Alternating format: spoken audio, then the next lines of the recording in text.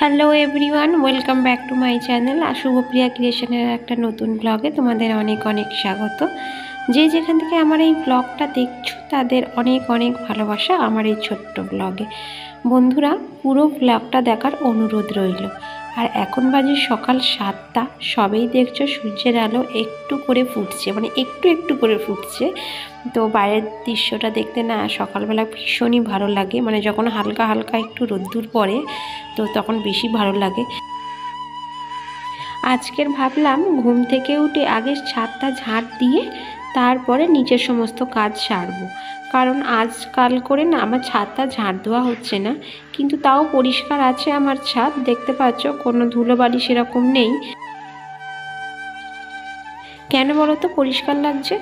কারণ 2-3 দিন আগে না আমি ছাদটাকে ভালো করে জল দিয়ে ধুয়েছিলাম। আর ছাদের ওই দিকে না কতগুলো গাছ আছে, মানে ফুল গাছ, ধরো তুলসী গাছ, অ্যালোভেরা গাছ, তো তাদের পাতা পড়ে না ভীষণ ছাদটা নোংরা হচ্ছিল।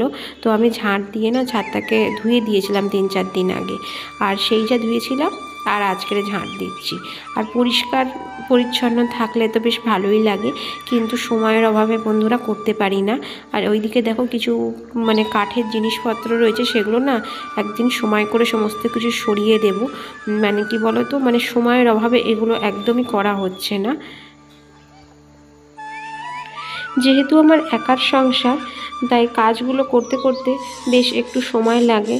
আর যেহেতু ছোট বাচ্চা আছে, জানোই তো, বাচ্চা থাকলে আরও বেশি প্রবলেম হয়, আর করার কেউ না থাকলে সেটা তো আরও একটা বিশাল ব্যাপার। তাও বন্ধুরা, সমস্ত কাজ করতে দেরি হলেও কিন্তু আমার কোনো কষ্ট হয় না, বরং আমি খুব ভালোবেসেই কাজ করতে ভালোবাসি।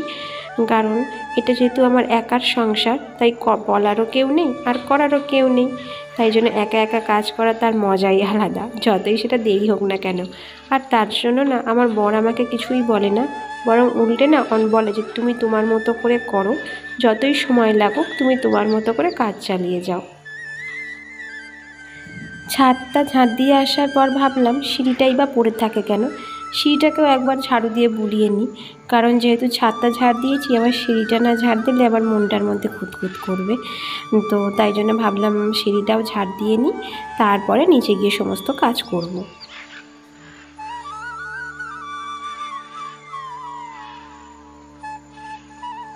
আর আমার সিঁড়ির এইখানটায় না ভীষণই অন্ধকার, জানি না কেন, হয়তো আমার ক্যামেরারই কোনো প্রবলেম হবে, কিন্তু আমি ব্রাইটনেস বাড়িয়ে দিয়েই মানে ক্যামেরাটা অন করেছি, তাও দেখো বন্ধুরা অন্ধকার অন্ধকার লাগছে।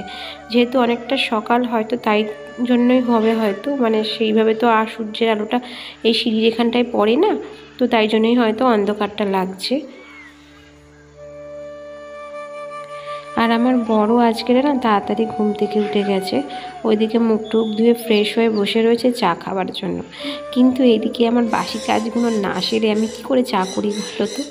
মানে এক এক সময় না বকাও দেয় যে এত সকাল সকাল কাজ করার কি আছে, কিন্তু কি করব বলো বন্ধুরা, বাসি ঘরটা ঝাঁট না দিয়ে আগে থেকেই কি চা বসিয়ে দেবো? এটা কি ঠিক বলো? মানে আমার তো মন মানে না, কিন্তু কি বলো তো, ছেলেরা না আবার এসব মানতে চায় না।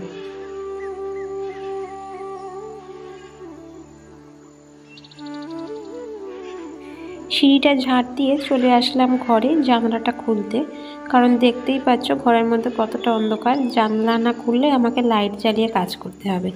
তার থেকে ভালো ঠান্ডাও কম আছে যেহেতু, জানলাটা খুলেই দিই। আর এইদিকে দেখো আমি এখন ঘর মুছতে চলে এসেছি, কিন্তু চা এখনও পর্যন্ত করিনি বন্ধুরা, কারণ ভাবলাম কি ঘরটা একেবারে মুছে নিই তারপরে চা বসাবো, কারণ তাহলে অনেকটা কাজই আমার এগোনো থাকবে। আর চাটা খেয়ে উঠে না মানে একটু না বসলে তারপরে আর কাজ করতে একদম ইচ্ছা করে না। মানে এটা না আমার একদম বরাবরের অভ্যেস যে চা খাওয়ার পর মিনিমাম 10-15 মিনিট একটু বসে নিই, তারপরে আবার কাজ করব। তাই জন্য ভাবলাম যে না, ঘরটা মুছে তারপরে একেবারে চা বসাবো।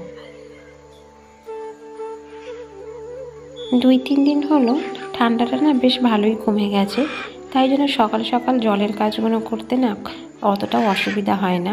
অতিরিক্ত যখন ঠান্ডা পড়েছিল তখন সকাল সকালে আমি ঘরই মুছতাম না, মানে মুছতাম একটু বেলার দিকে করে মুছতাম। আর যেহেতু ট্যাঙ্কির জমা জল, তো খুবই ঠান্ডা, হাত দিতে খুব কষ্ট লাগতো জানো তো, মানে অতিরিক্ত ঠান্ডার সময়। তাই এখন না যেহেতু ঠান্ডাটা একটু কম আছে, তাই জলের কাজগুলো আমি সকাল সকালই করে নিই। আর আমার বর ক্যামেরা অন দেখে চলে গেল ছাদে, বললো চা তো পাবো না, এখন শুধু ক্যামেরা ভিডিওই হবে। তো কি করব বলো, কাজগুলো যেহেতু করছি সেগুলো তো আমাকে ব্লগের মাধ্যমেই দেখাতে হবে, নাহলে ডেলি ব্লগের মানে কি হলো, মানে ছেলেরা না একটু বোঝে না, মানে চাটাই হয়ে গেল আগে, মানে রাগ টাগ করে চলে গেছে ছাদে। তো আমি দেখো তাড়াহুড়ো করে কাজ করছি, মানে কতক্ষণে আমি ঘর মোছাটা কমপ্লিট করব। সকালের কাজগুলো সারতে সারতে এখন বাজে প্রায় 8টা তো বেজেই গেছে অনেকক্ষণ, মানে 8টার বেশিই হবে হয়তো। আমি তো ঘড়ি দেখিনি, কিন্তু আন্দাজেই কথাটা বললাম। আর ওইদিকে আমার ছেলেও ঘুমাচ্ছে, তাই জন্য আমি দেখো নিশ্চিন্তে কাজ করছি। মানে বরকে তো দুটো কথা শুনিয়ে দিই, কিন্তু ছেলেকে না একদম শোনানো যায় না কথা। মানে ঘুম থেকে উঠলেই ধরো অনেকটাই যেহেতু ছোটো, তাই সব কিছুই ওকে আমাকে করে দিতে হয়। তাই ওর খাওয়ানো থেকে শুরু করে ওকে মুখ ধোয়ানো, ওর সোয়েটার পরিয়ে দেওয়া, মানে জামা টুপি পরিয়ে দেওয়া, এগুলো সব কিছুই আমাকে করে দিতে হয়। তাই ওর পিছনে আমার প্রায় ধরো আধা ঘন্টা সময় লেগে যায়। এই বারান্দাটা মুছলেই আজকের মতো ঘর মোছার কাজ কমপ্লিট হয়ে যাবে। আর যেহেতু আমার ঘরগুলো না একটু বড় বড়, তাই মুছতে না বন্ধুরা অনেকটা টাইম লাগে। আর এখন দেখো চলে আসলাম রান্নাঘরে, চাটাও হয়ে গেছে, সেটা নামালাম। এখন দুজনে মিলে বসে চা খাবো আর বেশ খানিকটা নিজেদের মধ্যে সময় কাটাবো, মানে ওই ধরো 10-15 মিনিট। এর থেকে বেশি সময় আমার হাতে নেই বন্ধুরা বসার মতো, কারণ এর মধ্যেই দেখো আমার ছেলে ঘুম থেকে উঠে গেছে, শুধু বিছানায় মোড়ামুড়ি করছে যে কখন আমি যাব আর ওকে মুখ ধোয়াবো।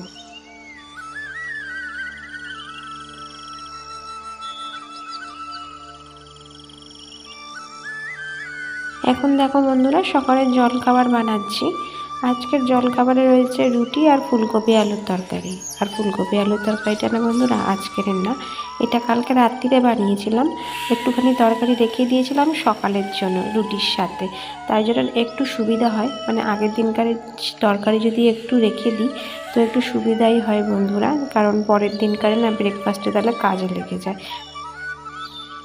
আমি আগের দিন রাতে যখনই কোনো সবজি বানাই একটু বেশি করেই রেখে দিই, যাতে পরের দিন সকালে রুটি, লুচি, পরোটা যাই করি না কেন তার সাথে খাওয়া যায়। কারণ একই সাথে মানে রুটির সাথে ধরো কোনো সবজি বানাতে গেলে বেশ অনেকটা টাইম লাগে, মানে আমার তো লাগে, জানি না সবার হয় কি না। সবার কাজের ধরন একরকম হয় না, কিন্তু আগে না আমি খুব লেজি মতো ছিলাম, মানে কাজ করতে না অনেকটা টাইম লাগতো। কিন্তু এখন আমি যত দিন যাচ্ছে খুব তাড়াতাড়ি সংসারের কাজগুলো কমপ্লিট করতে পারছি। বাসনগুলো মাজার পর চলে আসলাম এক বালতি কাপড় কেচে ছাদে এগুলো মেলতে, কারণ এখন তো রোদ্দুরটা ভালোই আছে, এরপর কখন রোদ্দুর থাকবে না থাকবে জানি না। তাই ভাবলাম আগে কাপড়গুলো কেচে মেলে দিই, তারপরে রান্নার জোগাড় করব। তো বন্ধুরা আজকের ব্লগটা এখানেই শেষ করছি। যদি তোমাদের একটুও ভালো লেগে থাকে প্লিজ একটা লাইক করে সাবস্ক্রাইব করে দিও। আর সবাই ভালো থেকো ও সুস্থ থেকো। দেখা হবে নেক্সট ব্লগে খুব তাড়াতাড়ি।